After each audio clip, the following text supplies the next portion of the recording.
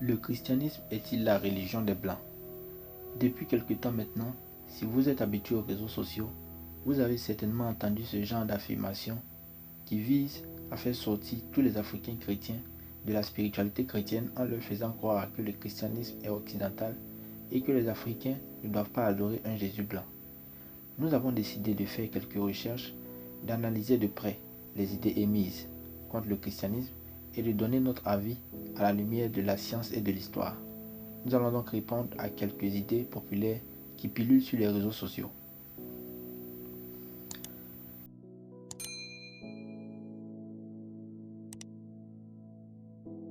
Idée numéro 1. Le christianisme européen est le christianisme de la Bible. En considérant l'histoire de l'Afrique et du monde, on se rend compte que les Européens ont amené leur forme de christianisme en Afrique et dans d'autres continents, et ils ont utilisé la puissance de la communication pour aliéner beaucoup de peuples et pour faire croire au monde entier que leur forme de christianisme est celui de la Bible. Ainsi, ils ont fait des images, des statues, des films montrant un Jésus blanc caucasien aux longs yeux, aux longs cheveux et aux yeux bleus comme un bon Européen. On voit aussi que des chrétiens et même des églises, surtout de l'Occident, ont justifié l'esclavage en tordant les paroles de la Bible et le sens des paroles de Jésus. Et c'est en se basant sur cette façon de voir occidentale-là que les pratiquants de spiritualité traditionnelle africaine et d'autres anti-chrétiens essaient de nous faire croire que le christianisme appartient aux occidentaux. Mais le problème est que toutes ces références-là ne sont pas de la Bible. Ce sont des mauvaises interprétations qui sont venues des centaines d'années après que les manuscrits de la Bible étaient déjà écrits. En effet, un vrai chrétien ne suit pas les Occidentaux ou les Chinois ou Abraham ou David, mais il suit le message même de la Bible qui est Jésus. Quand on laisse tout ce blanchiment de la Bible et toute cette mauvaise image qui salue le véritable message de Jésus, on se rend vite compte de l'évidence. La Bible n'est pas occidentale ni eurocentrique, mais elle concerne toutes les races et elle parle beaucoup des Africains et des hommes de couleur. En effet, la plupart des personnages de la Bible, surtout les disciples de Jésus, n'étaient pas des blancs, mais tous des hommes de couleur, comme ceux qui existaient au Moyen-Orient en ce temps.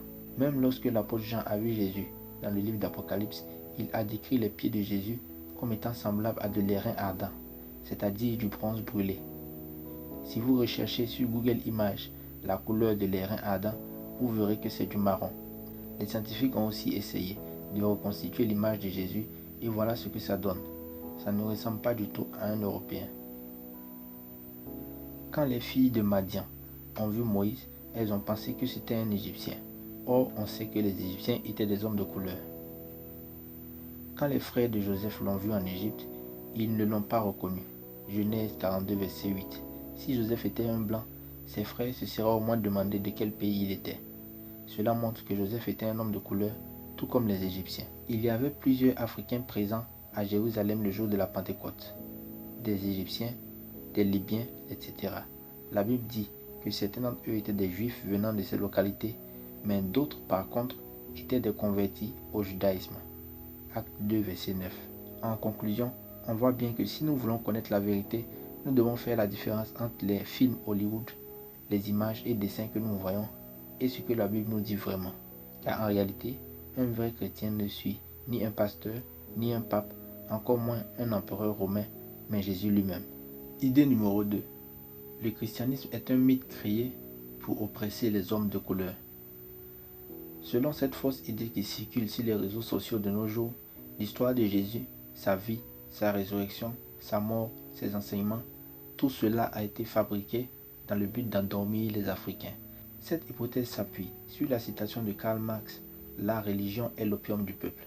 Cette hypothèse affirme aussi que c'est l'empereur Constantin de Rome qui a créé le christianisme avec le concile de Nicée. Le problème avec cette idée est que, premièrement, le christianisme et tous les livres que nous avons dans la Bible aujourd'hui ont été écrits des centaines d'années bien avant la venue de l'empereur Constantin et bien avant le concile de Nicée au IVe siècle. Deuxièmement, tous ceux qui ont écrit ces livres étaient des hommes de couleur, à l'exception de Luc, dont certains pensent qu'il était né à Antioche, dans l'actuelle Syrie.